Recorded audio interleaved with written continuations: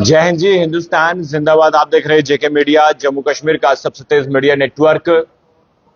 नायब तहसीलदार की जो अभी हाल ही में नोटिफिकेशन सामने आई जिसपे उर्दू को मैंडेटरी रखा गया, हर किसी से हम हर किसी का पक्ष हम सामने रख रहे हैं, चाहे वो भारतीय जनता पार्टी है, चाहे कोई भी राजनीतिक पार्टी है। लेकिन सबसे बड़ी बात तो यह है कि अब वह लोग जो इसका विरोध कर रहे हैं कि ये तो भेदभाव है जम्मू के साथ, और इसी पर चर्चा करने के लिए अब मेरे साथ सीनियर लीडर ओम प्रकाश खरजूरिया है। और बेहतर आप जानते हैं आम आदमी पार्टी में काफी समय में रहे, और अभी भी हाल ही में जो कंट्रोवर्सी हुई उसको लेकर भी हमने इनका इंटरव्यू किया था। लेकिन अब इस मुद्दे पर क्या कुछ स्टैंड रखने वाले हैं, ये इनसे बातचीत करते हैं। ओम प्रकाश जी, काफी समय से आप सियासत में हैं। धन्यवाद जी। बिल्कुल। क्या कहना चाहते हैं, क्या ये जो मैंडेटरी की गई है उर्दू लैंग्वेज, क्या ये जम्मू के साथ भेदभाव है या नहीं? देखिए, सबसे पहले तो जम्मू के साथ भेदभाव हो या ना हो, ये अपने आप में ही सरकार के जो सिस्टम है, जो जम्मू कश्मीर सरकार की जो भाषा के ऊपर जो नीति है, मान के चलें कि जम्मू कश्मीर सरकार ने 2020 में एक Jammu and Kashmir UT official language act जो लाया था, जिसमें जम्मू कश्मीर की 5 जो ऑफिशियल लैंग्वेजेस इन्होंने अप्रूव करी थी, जिसमें कश्मीरी, डोगरी, उर्दू, हिंदी और इंग्लिश, ये 5 भाषाएं थी। तो जब 5 भाषाओं को ऑफिशियल जो है 5 लैंग्वेजेस को ऑफिशियल लैंग्वेज बना दिया गया, तो फिर अकेला उर्दू मैंडेटरी क्यों? रेवेन्यू डिपार्टमेंट में उर्दू मैंडेटरी क्यों? और दूसरा, बड़े सारे लोग एक प्रश्न उठाते हैं कि जम्मू कश्मीर के अंदर जितना भी रेवेन्यू रिकॉर्ड है वो उर्दू में है, बट वो वाला पीरियड भी खत्म हो चुका है, क्योंकि जम्मू कश्मीर ने पूरे का पूरा रिकॉर्ड जो डिजिटलाइज किया जा रहा है, और जिसके लिए पुणे की एक एजेंसी CDAP, उसको जो काम सौंपा गया है, वो सिर्फ 5 भाषाओं में इसको ट्रांसलेट नहीं कर रही है, 22 भाषाओं में इंक्लूडेड उर्दू, इसको जम्मू कश्मीर के जो लैंड रिकॉर्ड है उसको ट्रांसलेट किया जा रहा है। तो जब लैंड रिकॉर्ड जिसके लिए आपको नायब तहसीलदार बनाया जा रहा है, ठीक है, उसको चेक करने के लिए जो सबसे बड़ा काम रहता है नायब तहसीलदार का, हालांकि वो नायब तहसीलदार एक फर्स्ट क्लास मैजिस्ट्रेट होता है, और फर्स्ट क्लास मैजिस्ट्रेट को क्यों जरूरी है कि उसको उर्दू ही जानना, उर्दू उसका जानना क्यों जरूरी है? दूसरा प्रश्न ये है कि जम्मू कश्मीर के अंदर एक सिविल सर्विसेज के एग्जाम होते हैं, जैसे हम KS के एग्जाम, JKS के एग्जाम में तो उर्दू मैंडेटरी नहीं है, तो वो भी एक तहसीलदार लगता है। एक KS करने के बाद जो आपकी एज ए तहसीलदार अपॉइंटमेंट होगी, तो वहां पे आपके लिए उर्दू मैंडेटरी नहीं है, नायब तहसीलदार के लिए उर्दू मैंडेटरी है। तो ये इस तरीके का मतलब कि एक एडवर्टाइजमेंट ही जो है वो अपने आप में ही एक गलत एडवर्टाइजमेंट है, और वो एडवर्टाइजमेंट किसी ना किसी तरीके से लगता है कि जो एक स्टूडेंट्स के जो एक डेमोक्रेटिक राइट्स होते हैं उनकी अवहेलना है। और दूसरा, हम ये कहें कि ये रीजनल डिस्क्रिमिनेशन है। मैं इसलिए रीजनल डिस्क्रिमिनेशन की बात करता हूं कि जम्मू के अंदर ज्यादा से ज्यादा लोग, कंपेयर करें कश्मीर खित्ते से और जम्मू खित्ते से, जम्मू के लोग ज्यादा से ज्यादा जो मॉडर्न लैंग्वेजेस जो चूज करते हैं, मतलब उर्दू भी एक मॉडर्न लैंग्वेज में आता है और हिंदी भी मॉडर्न लैंग्वेज में आता है, उसकी श्रेणी में आता है। तो जो मॉडर्न लैंग्वेज की श्रेणी में जब तो जम्मू के ज्यादा से ज्यादा लोग हिंदी चूज करते हैं, और एक इनका जो सब्जेक्ट जो है लैंग्वेज का, जो मॉडर्न लैंग्वेज का जो सब्जेक्ट चूज करते हैं अपने एकेडमिक कैरिकुलम के अंदर, वो हिंदी रहता है, तो उर्दू नहीं पढ़ते। तो इट मीन्स कि वो जो लोग जम्मू के अंदर, जम्मू खित्ते के अंदर बड़े सारे लोग जो हाईली क्वालिफाइड हैं, वो एलिजिबल हैं एक नायब तहसीलदार के टेस्ट के लिए, एक KS एग्जाम तहसीलदार के टेस्ट के लिए एलिजिबल हैं, DC के टेस्ट के लिए एलिजिबल हैं, बट वो नायब तहसीलदार के टेस्ट के लिए एलिजिबल नहीं है क्योंकि उनको उर्दू नहीं आता।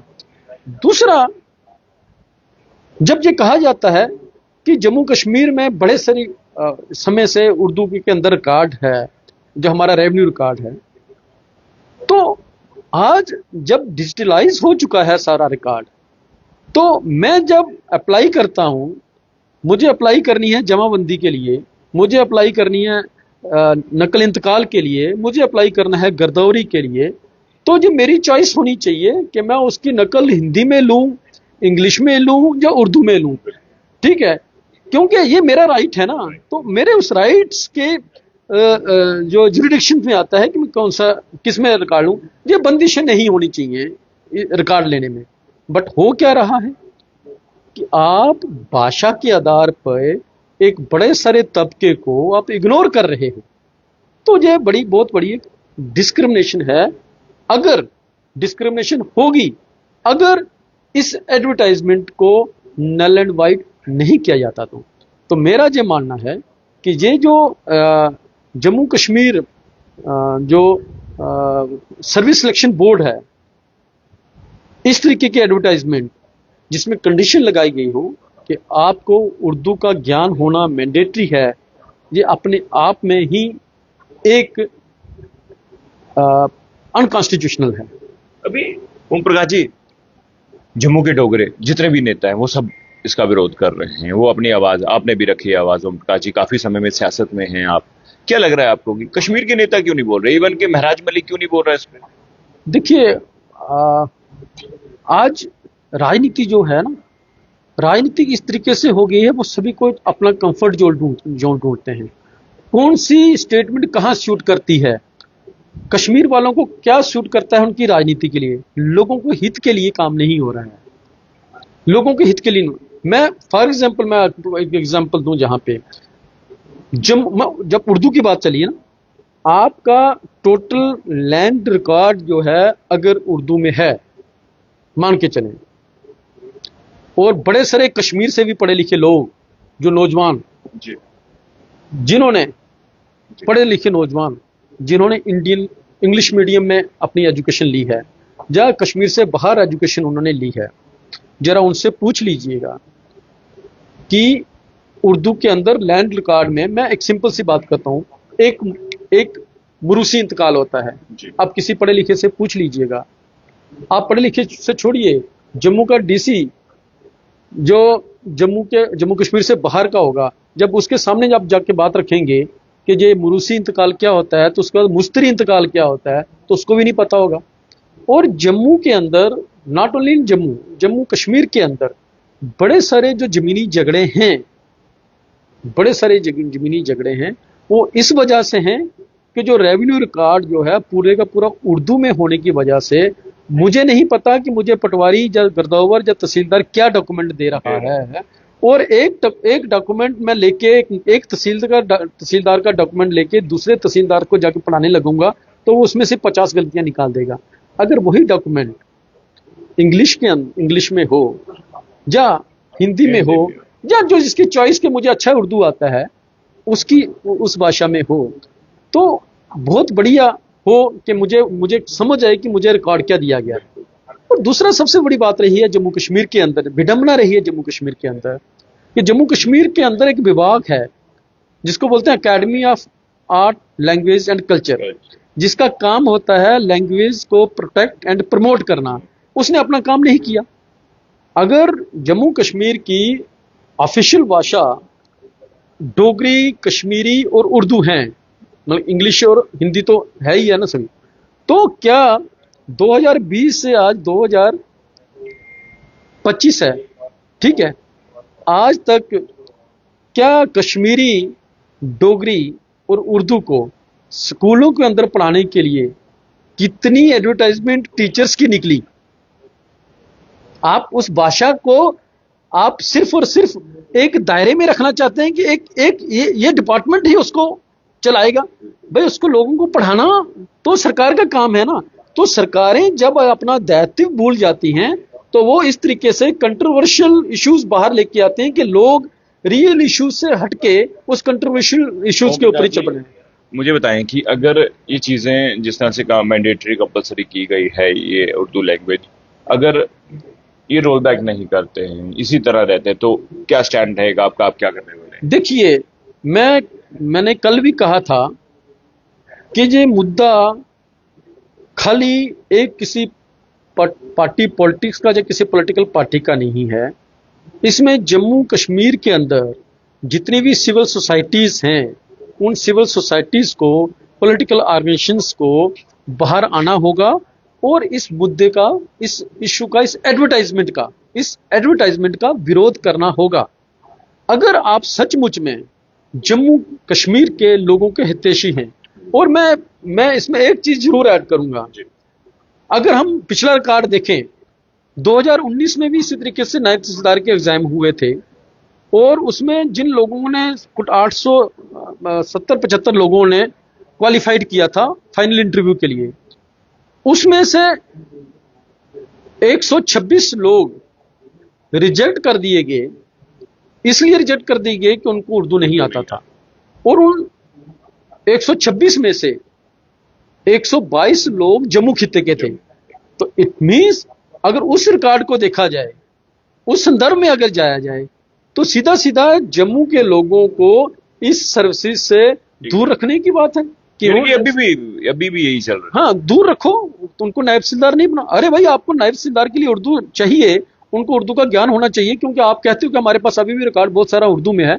तो आपकी 9 महीने की ट्रेनिंग होती है नायब तहसीलदार बनने के बाद, आपकी सिलेक्शन के बाद 9 महीने की ट्रेनिंग है। केएस ऑफिसर्स के लिए भी 9 महीने की ट्रेनिंग है। उस 9 महीने की ट्रेनिंग में 6 महीने की ट्रेनिंग जो होती है आरटीआई लेता है, रेवेन्यू ट्रेनिंग इंस्टीट्यूट लेता है। तो 3 महीने की ट्रेनिंग आपकी फील्ड में होती है। तो आप उस 9 महीने में आप उसमें जो पीपी पीरियड होता है, उस प्रोफेशनली पीरियड के अंदर आप उर्दू सिखाओ ना। उर्दू का पेपर पास करेगा तो उसकी आगे उसकी उसकी अपॉइंटमेंट होगी या उसकी पोस्टिंग होगी।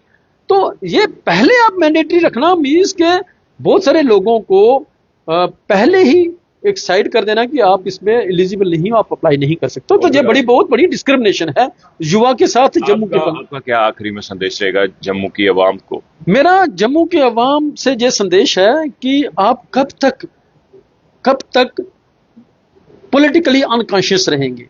आज जरूरत है जम्मू के अंदर, खास करके मैं जम्मू के लोगों की बात करता हूं, उनको पॉलिटिकल कॉन्शियसनेस उनके अंदर लाने की जरूरत है।